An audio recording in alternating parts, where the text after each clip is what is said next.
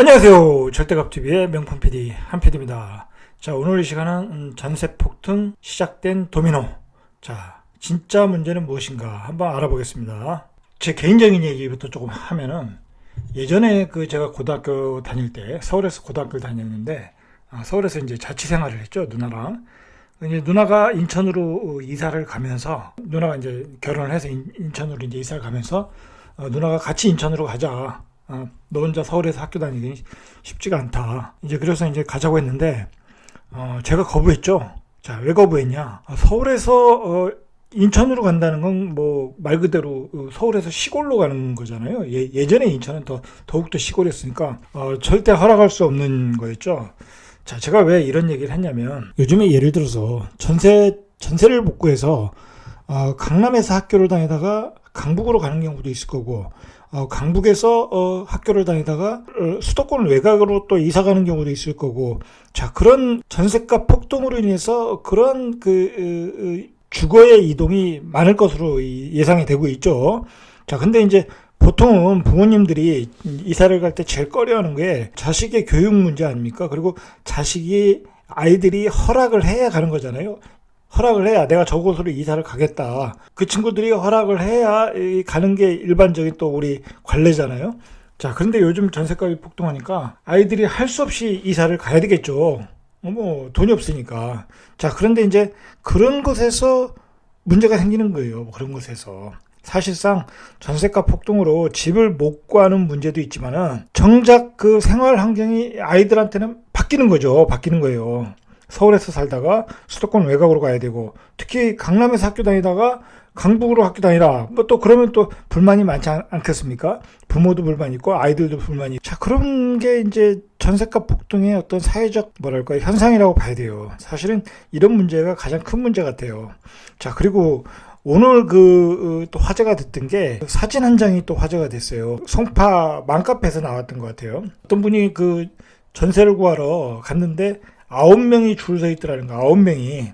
자, 집을 보기 위해서 9명이 줄 서 있는데 9명이 다 보고 나서 또 제비 뽑기를 했다라는 거예요. 지금 전세의 매물이 얼마나 심각한가를 보여주는 어떤 사례라고 볼 수 있어요. 자, 중요한 것은 이런 전세 폭등으로 인해서 어떤 가족의 삶의 터전, 환경이 다 바뀜으로 인해서 어떤 2차적인 문제가 생기고 있다. 이게 문제예요. 돈도 문제지만 한번 우리가 지금 전세 가격이 어떻게 폭등을 하고 있고, 자, 그 폭등으로 인해서 지금 서울과 수도권 외곽에서 어떤 일이 벌어지고 있고, 그것이 수치로 어떻게 나타나고 있는지 한번 보시죠. 그 9월달 전세 자금 대출이 3조 5천억 원이 나갔다고 그래요. 자, 이 돈이 역대 9월 기준 최대의 금액을 기록했다고 그래요. 9월달 기준으로 최대액이라는 얘기겠죠. 올해 3조 7천억에 나간 금액이 제일 많았는데 두 번째로 많이 나갔다. 전세자금 대출로 3조 5천억이라는 돈이 많이 나갔다. 그만큼 이제 기존의 전세값이 올라갔다는 거예요. 자, 9월에 가계대출 10조가 나갔다고 그래요. 자, 근데 10조가 는데 주담대와 신용대출, 자, 이거 합쳐서 10조가 나갔다고 그래요. 엄청나게 나갔다는 거예요. 거래량이 확 줄지 않았습니까? 거래가 잘 안 돼요. 가격이 높게 나오니까 추격 매수를 할 수가 없는 거죠. 근데 거래량이 줄어들었으니까 당연히 가격은 낮아질 것이다 라고 생각했는데, 서울 아파트의 52%가 신고가라고 그래요. 신고가. 자, 그러니까 아직도 가격은 오르고 있다. 이제 그렇게 봐야 되겠죠. 수치상으로 보면. 자, 그런데 서울 아파트가 오르면 또 수도권 아파트도 올라요. 올해 수도권 아파트의 가격 급등을 보니까 서울에 15배 상승률을 했다고 그래요. 그러니까 서울보다 수도권이 더 올랐다는 거예요. 서울보다 수도권이. 다 그러니까 서울에서 가격이 급등하니까 인구들이 빠져나가서 수도권으로 가서 집을 다 샀다는 거예요. 자, 아까도 말했듯이 그런 웃지 못할 풍경이 지금 벌어지고 있다. 문제는 뭐냐면 수도권 외곽으로 전세를 찾아서, 매매를 찾아서 나가고 있는데, 자, 문제는 출퇴근 거리가 길어진다는 거죠. 출퇴근 거리가 길어지고 아이들도 다니던 학교를 다른 곳에서 다녀야 된다. 가족들의 어떤 라이프 스타일이 다 바꿔버린 거예요. 자, 중요한 거는 그 터전에서 살다 보면 같은 동네 교회에 살던 사람들하고 또 어떤 교육 관계도 있고, 그 지역사회 커뮤니티도 있고, 자, 이제 그런 인맥들이 다 끊어지고, 다른 신도시, 다른 택지지구에 가서 새로운 인간관계를 맺어야 된다. 자, 이런 게 이제 큰 문제라는 거예요. 전세 가격이 지금 얼마나 많이 올랐냐면 전세 가격이 매매 가격을 초월한 경우가 나타나고 있어요, 지금. 자, 그러니까 깡통 전세가 나타나고 있다는 게 깡통 전세. 자, 예를 들어서 수원의 영통구를 보니까 매매 가격은 3억 3천인데 3억 8천, 3억 5천의 전세가 나온다는 거예요. 자, 그 얘기는 뭐예요? 또 갭 투자들이 그 집을 사서 높은 전세 금액으로 또 내놓고 있다라는 거예요. 자, 그런 게 수도권 외곽의 저렴한 주택에서 나타나고 있다라는 거예요. 그게 왜 그러냐면 또 이게 서울에서 전세를 못 찾으신 분들이 경기도 외곽으로 나가면 자, 그 돈을 가지고 또 사버리는 거예요. 그래서 이제 경기 인천 외곽에 4억에서 6억, 뭐 또 2억에서 6억, 대략 2억에서 6억. 자, 그런 가격대의 아파트가 거래가 좀 되고 있어요. 서울 아파트의 거래 중간 가격이 4억이라고 그래요, 4억. 자, 경기도 아파트 매매 평균 가격이 3억 2천이에요. 인천의 중간 가격 아파트가 2억 6천5백이에요. 자, 이걸 봐도 서울에서 집을 못 사신 분들이 경기도와 인천으로 이렇게 나가고 있다라는 거예요. 자, 그래서 대체로 보니까, 통계를 보니까 경기도 전체 거래의 65.8%가 4억 이하의 거래가 되고 있다. 아직도 경기도는 싸니까 그 4억의 집을 못 사시는 분들, 뭐 서울은 6억 이하도 집이 없잖아요. 32평 찾으려고 하면. 근데 경기도 가면 4억 이하의 집들이 많으니까 약간 구축만 돼도. 자, 그러니까 그런 집들을 사고 있는데 이렇게 거래가 많이 있다고 그래요. 자, 올해 경기도로 유입된 인구가 서울에서 한 10%가 늘었다고 그래요. 그만큼 경기도 쪽으로 이렇게 할 수 없이 나가고 있다. 자, 그런 분들이 이제 전세 난민들이 되는 거예요. 전세 난민들이 돼서 경기도 인천으로 밀려 들어가고 있다. 자, 그런데 이제 문제는 뭐냐면 대출 한도 끝까지 땡겨서 이렇게 외곽으로 나가고 있다라는 거예요. 뭐 여유가 있어서 나가는 게 아니라 자, 그분들이 전세를 못 구해서 경기도 외곽으로 가서 살 때는 대출을 또 받아야 되겠죠. 대출을 받아야 되겠죠. 자, 그러니까 또 대출이 늘어나겠죠. 자, 그러다 보면 이제 소비가 안 되는 거예요. 소비가. 또 출퇴근 거리가 멀어지니까 교통비도 많이 들 것이고. 자, 아무래도 이렇게 되면 경기가 좋아질 수가 없는 거예요. 경기에도 영향을 주는 거예요. 지역 경제에도 영향을 주고 나라 경제에도 영향을 주고 전세가 폭등은 여러 가지로 사회 경제에 좋지 않은 영향을 주고 있다는 거예요, 지금. 아직은 이런 게 이제 본격적으로 이렇게 많이 보이지는 않지만 깡통 전세가 나온다는 거예요. 깡통 전세가. 자, 이 전세 거래가 급감했어요. 7월 달에 1.1만, 8월 달에 7,200건 정도, 9월 달에 4,500건 이렇게 급감했다는 얘기는 물건이 없다는 거예요. 물건이. 자, 그런데 물건이 없다 보니까 당연히 깡통 전세가 나오겠죠. 자, 남양주 같은 경우에 84가 전세가 3억 8천, 매매가가 3억 3천. 자, 이런 게 이제 남양주만 나타나는 게 아니라 수원, 경기도 외곽에서 이런 게 점점 많이 나타나고 있다. 그럼 내년엔 더 많이 나타난다는 거예요. 더 많이 나타난다. 자, 이게 결국은 사회 문제가 돼요. 사회 문제.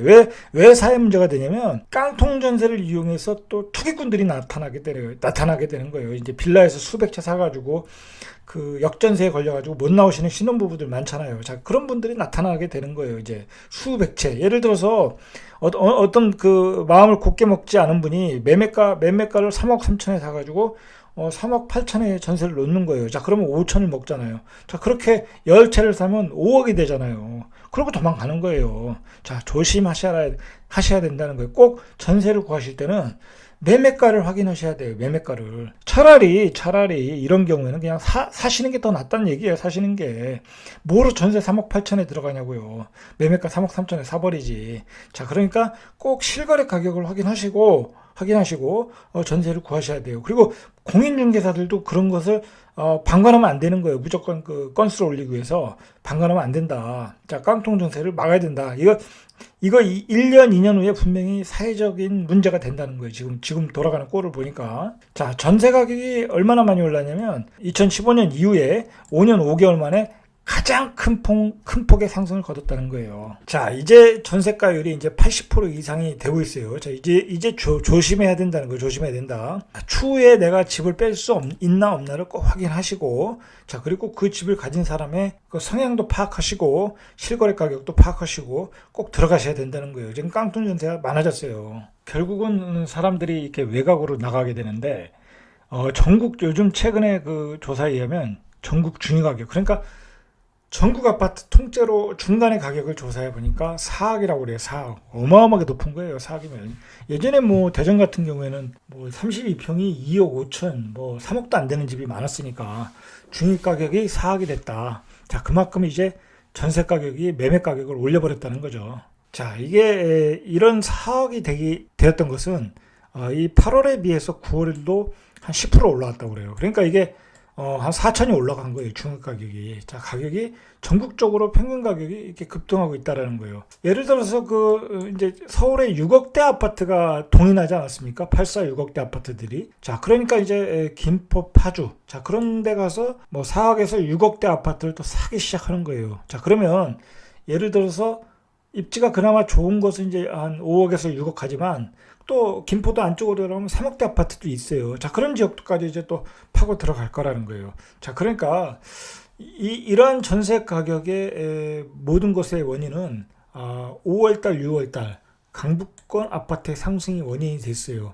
자, 그의 상승이 원인이 됐고, 자, 그 이후에 임대차 보호 3법이 통과되면서 전세 가격이 폭등을 하니까 전세가 없는 거죠. 자, 전세가 없는 거예요. 또 이 매매로 거의 다 돼버렸으니까. 자, 그러니까 그분들이 전세를 못 구하니까 한 4억에서 6억을 들고 김포, 파주, 수도권 외곽으로 인천, 자, 그런 외곽으로 가고 있는 거예요. 가고 있는 거예요, 지금. 강북 중위권 아파트가 이제 가격이 7억 5천이에요. 7억 5천. 지난달에 비해서 1억이 오른 거예요. 자, 그러니까 6억짜리가 7억 5천이 됐으니까 자, 6억을 들고 지금 외곽으로 달려가고 있다. 자, 그래서 5억짜리가 6억이 돼버린 거예요, 지금. 자, 문제는 그 가격대가 문제가 아니라 2억에서 4억, 3억에서 4억. 자, 그 가격대도 지금 거래가 되고 있어요, 지금. 전세를 못 구하니까 차라리 사자. 자, 그러니까 이게 문제는 뭐냐면 결국은 주거의 질이 떨어지고 있는 거야. 자, 도심에 살던 사람이, 도심에 전세로 살던 사람이 외곽에 뭐 좋지도 않은 지역에 가서 구축의 아파트를 비싼 가격에 사고, 자, 사니까 뭐 외곽지니까 당연히 출퇴근 거리도 안 좋아질 거고, 아이들 또 커뮤니티도 다 깨졌으니까 또 불편할 것이고, 뭐 이제 친정하고 또 가까운 데 살잖아요, 서울에 살면. 자, 그런 또 어려운 점도 있고, 자, 여러 가지로 어려워졌다 지금. 자, 결국은 이렇게 신축, 준신축, 구축으로 이렇게 가격이 확산되어 갔다. 자, 그것을 폭발시켰던 것은 바로 전세 가격이 폭등의 원인이 있었다. 그러니까 제가 누누이 얘기하지만 정부가 임대차 보호 3법을 오래 적용한 게 문제예요. 오래 적용하면 안 되는 거였어요, 이게. 자, 천천히 적용을 했어야 되는데 시간을 두고 공급량이 확 늘어날 때, 서울 수도권에 늘어날 때 그때 해야 되는데 지금 공급량이 가장 부족할 때 임대차 보호 3법을 놓으니까 그게 도화선이 돼버렸다는 거예요. 도화선이. 자, 그러니까 이게 정부가 또 대책을 준비 중이에요. 준비를 안 할 수가 없어요. 지금 준비를 안 할 수가 없죠. 그러면 뭐 빤히 보이니까 자, 전셋값 급등하죠. 신고가 계속 나오죠. 뭐 수도권 외곽으로 또 가격이 번지고 있죠. 나올 수밖에 없죠. 그럼 정부가 내놓을 수 있는 것은 딱 두 가지밖에 없어요. 제가 보니까. 하나는 그냥 토지거래 허가지역 선포하는 거예요. 토지거래 허가지역. 근데 중요한 건 그건 효과가 없어요. 그리고 토지거래 허가지역으로 선포할 수도 없고, 뭐 이재명 경기도지사는 경기도 전 지역을 선포해야 된다는 얘기했지만 그 효과도 없을 뿐더러 그거는 또 헌법의 위헌 문제도 있고, 자, 그거는 할 수가 없는 거고, 두 번째로 할 수 있는 거는 이제 대출을 규제하겠다는 거예요. 대출 규제. 자, 그래서 DSR을 강하겠다. 이 얘기가 계속 나오고 있어요. 자, 그 얘기는 뭐냐면 자기 수입에 비례해서 이제 대출을 해주겠다는 거예요. 이제 무식하게 대출 안 해주겠다. 자, 신용대출을 줄이겠다는 거예요. 신용대출 끌어감고 전세대출 받아서 이렇게 집을 구하고 사고 막 그러지 않습니까? 그리고 워낙 대출이 많이 나가니까 지금 문제가 되니까. 자, 그거를 하겠다는 얘기는 결국은 대출을 규제해서 전세값 폭등을 막겠다라는 거예요. 전세값 폭등을. 자, 그러면 전세 가격은 오르는데 그러면 집을 어떻게 구해야 되겠습니까? 결국은 이제 남는 것은 월세로 가라는 얘기예요. 월세. 전세로 구하지 말고 월세나 반전세로 유도를 하는 거예요. 정책이. 정부의 정책이 원래 그런 방향으로 유도를 하고 있었어요. 월세 수입자를 많이 만들면 이제 그 사람들한테 세금을 또 거두면 되니까. 자, 그리고 그 세금을 거둔 것을 도로 이제 예를 들어서 월세 낸 사람들한테 이렇게 또 환수해주고 뭐 그런 또 보완 정책이 나오겠죠. 뭐 그런 쪽으로 좀 유도를 하려고 하는 것 같아요, 보니까. 자, 어쨌든 중요한 것은 월세로 이제 우리가 살아야 되는 시대가 왔다. 또는 반전세로 살아야 되는 시대가 왔다라는 거예요, 왔다. 자, 이게 문제가 있어요. 제가 보기에는. 자, 이거 만약에 제가 보기엔 이거 하면은 좀 후폭풍이 심할 것 같아요. 그 여론에 그 민심의 후폭풍이 좀 심할 것 같아요. DSR을 적용해서 전세 대금을 줄인다. 전세가 폭등을 시킨 건 어떤 정부의 정책과 규제였는데, 자, 그런데 대출 규제에서 전세를 못 얻게 해서 월세로 살아라. 이거는 사실 무리한 수라고 봐야죠. 무리한 수예요, 제가 보기에. 9월에 이 중요한 것은 9월에 월세 상승률이 올랐어요. 0.02%가. 근데 자, 월세 수요가 많은 강남에서 이제 월세 가격이 올랐는데, 자, 이제 결국은 전세 폭등 다음에 월세도 폭등할 가능성이 많아요. 자, 문제는 뭐냐면 요즘 최근에 그런 현상이 있어요. 이 전세 가격이 급등하고 월세가 급등을 하니까 또 비규제 지역을 중심으로 그 갭 투자들이 서서히 움직이는 것 같아요. 제가 보니까. 자, 그런데 중요한 거는 갭 투자들은 잘 들으셔야 될 게 별로 실익이 없어요. 지금 사봤자. 생각을 해보세요. 지금 3억짜리 집을 사면 취득세가 뭐 예를 들어서 3천만 원을 낸다고 하면 그 3천만 원이 올라야 되잖아요. 그죠? 3천만 원. 근데 3억짜리 주택이 3천만 원이 오른다는 것은 쉽지도 않고, 내가 전세를 내서 갭 투자로 충분히 메꿀 수 있다. 뭐 내 돈 안 들이고 살 수도 있다. 뭐 그렇게 해서 이제 그런 기분으로 사는 건데, 중요한 건 나중에 빼줄 때를 어떻게 할 거냐 이거예요. 빼줄 때. 이게 순식간에요. 또 전세 가격이 떨어지는 건 또 순식간에 공급량이 또 시장에 쏟아져 나오면 전세 가격이 폭락을 하는 거예요. 그러면 나중에 그거 다 못 빼줘요. 그러면 그 사람은 부도 나는 거예요. 지금 사실상 갭 투자로 전세 가격 급등을 이용해서 갭 투자로 집을 산다. 자, 그거 거의 자살행위예요. 제가 보기엔. 나중에 큰 곤욕을 치를 수 있어요. 자, 그러니까 그런 노역은 부리지 마시길 바랍니다. 지금 이제 어디로 이렇게 몰려가고 있나 한번 마지막으로 보시면, 지금 상기 신도시 주변의 아파트로 좀 많이 몰려간다고 그래요. 자, 이제 이런 곳에 살면서 이왕 살 바에는, 전세를 외곽에서 살 바에는 그곳에 살면서 상기 신도시를 분양을 받겠다. 그런 전략이죠. 이런 전략은 좋은 전략이라고 봐야 돼요. 자, 그래서 하남의 84, 이게 전세가 7억까지 간다고 그래요. 여기도 이제 비싼 거죠. 자, 그래서 이제 수도권 외곽지에 2억에서 6억대 아파트가 거래가 증가하고 있다. 자, 갭 투자들도 극성을 부릴 수 있다.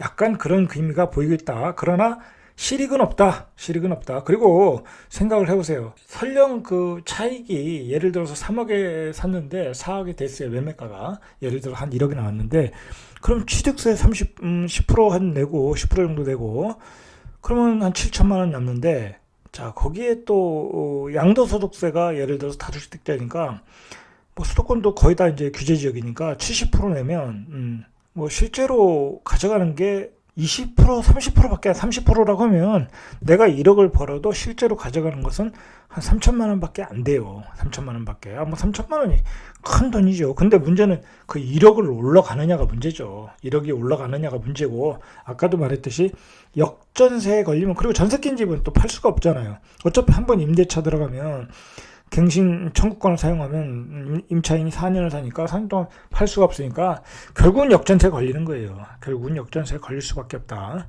자, 그러니까 지금 갭 투자는 별 의미가 없어요. 어쨌든 지금 아까도 처음에 말했듯이, 자, 이런 전세가 폭등으로 수도권 외곽으로 전세 난민들이 몰려가면서, 그리고 어떤 중저가 저택에 살면서 이제 서민들이 출퇴근에 시달려야 되는 거예요. 시달려야 되고, 그리고 아이들은 또 그곳에서 새롭게 적응을 해야 되고, 또 그리고 또 우리 어머니들은 또 그곳에서 새로운 커뮤니티를 만들어야 되고, 자, 어려운 그 시절이 왔다는 거, 어려운 시절이 당분간. 그러니까 중요한 건 뭐냐면, 정부의 정책이라는 것은 이렇게 시뮬레이션을 좀 해봐야 돼요. 도대체가 왜 그 전문가들의 얘기를 안 듣는지는 이해가 안 가요. 이러한 폭동으로 인해서 우리의 그 모든 가정 환경의 생태계가 다 깨진다는 것을 정부에서는 왜 생각을 못 하는지 모르겠어요.